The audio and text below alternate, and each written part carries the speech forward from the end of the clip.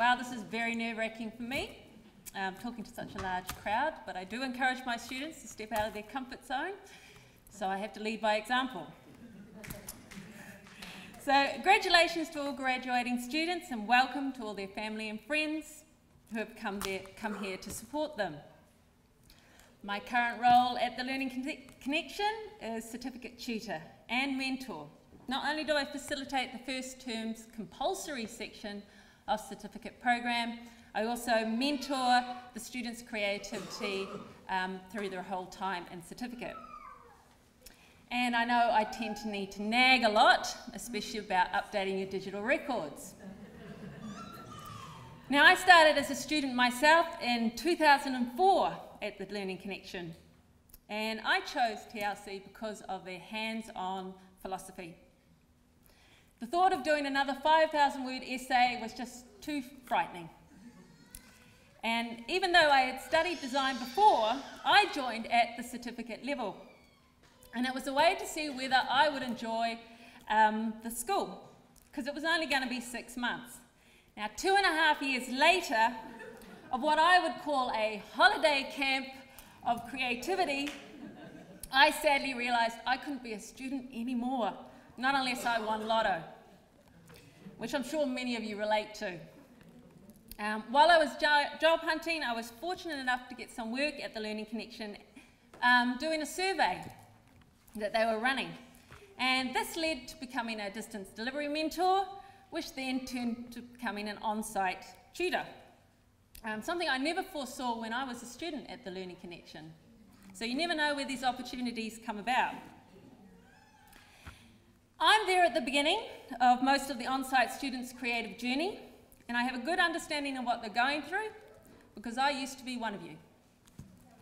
I get to meet a diverse array of people with a wide range of ages and backgrounds, from surgeons and other professionals to stay-at-home mums and teenagers just coming straight from high school.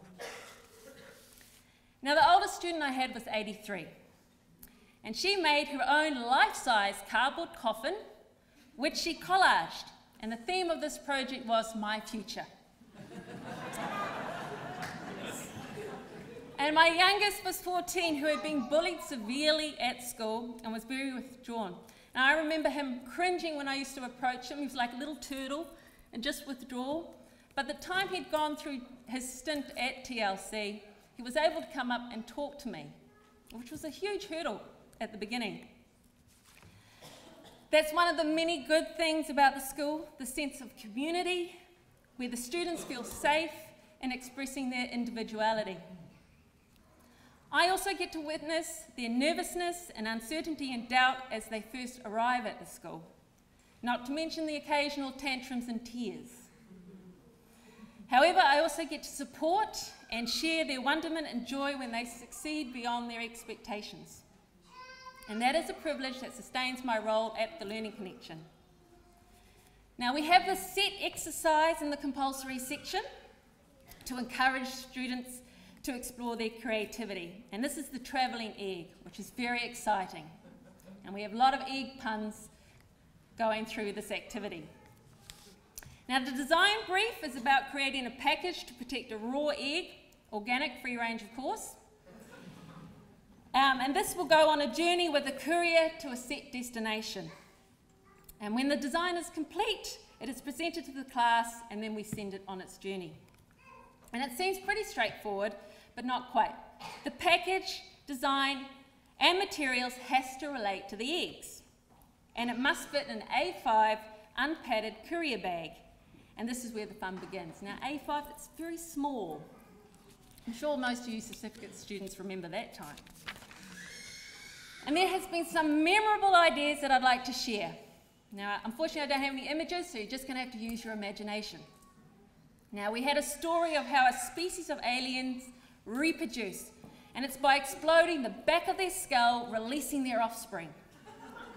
And the construction of this alien's head was papier-mâché, and the back of the head was a condom filled with red jelly, and inside the egg was suspended.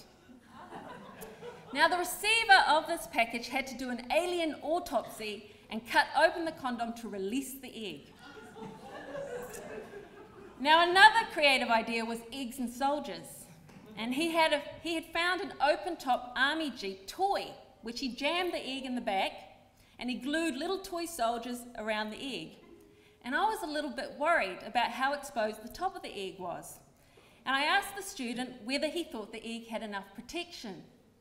And his quick-witted reply was, "Of course, it's surrounded by soldiers." Now, we later found out he had boiled that egg. Now, during one of our unforgettable presentations of the egg, we had a student do a performance piece where she dressed up as Michael Jackson, including wig and sparkling glove, and proceeded to dance while she stripped off these items and used them to wrap the egg. Now, you may be thinking, well, how does that relate to the egg? Well, her music, her background music she was dancing to was Michael Jackson's Beat It. Now, sometimes students have the same idea, and this term we had two Humpty Dumptys, and this is a very popular idea, but these had a bit of a contemporary twist. We had Trumpty Dumpty. Now, she had crocheted the head of Donald Trump, and it had a little flip-top hairpiece, which was also crocheted, and the egg fitted it snugly inside with all the stuffing fluff she had filled Donald's head with. The second concept was based around health and safety, and that Humpty shouldn't have been in that perilous situation of falling off the wall in the first place. So she had created an incident report, which I'd like to share with you. Now, Humpty Dumpty sat on the wall. Humpty Dumpty had a great fall. All the Queen's horses and all the Queen's men consulted with the site-specific safety plan, including emergency procedures to minimise or eliminate the fall hazard, ensuring that Humpty was suitably trained in the use of harness systems and that the effective means of rescue had been put in place should the incident reoccur. And she had made the cutest little harness, and it had tiny carabiners and ropes. We have so many unique concepts hatched from this brief.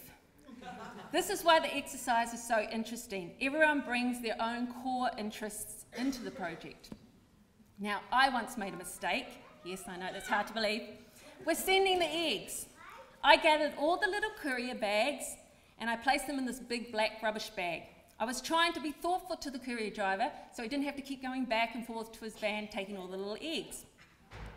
And I never foresaw what was going to happen. Now, the little courier bags stayed in the big black bag since they were all going to the same address. Now, when the bag reached its destination, a dire mistake was made, and the black rubbish bag ended up at the dump. And we never got to know if the eggs had survived or not. Now, every mistake is a lesson, and I use this as a cautionary tale. Take good photos of your work before you let it out of your sight, because you may never see it again. There are many lessons to learn at the TLC, but one I hope sticks with you is to remember those early stages of your program, where you were full of self-doubt and felt like you didn't know what you were doing.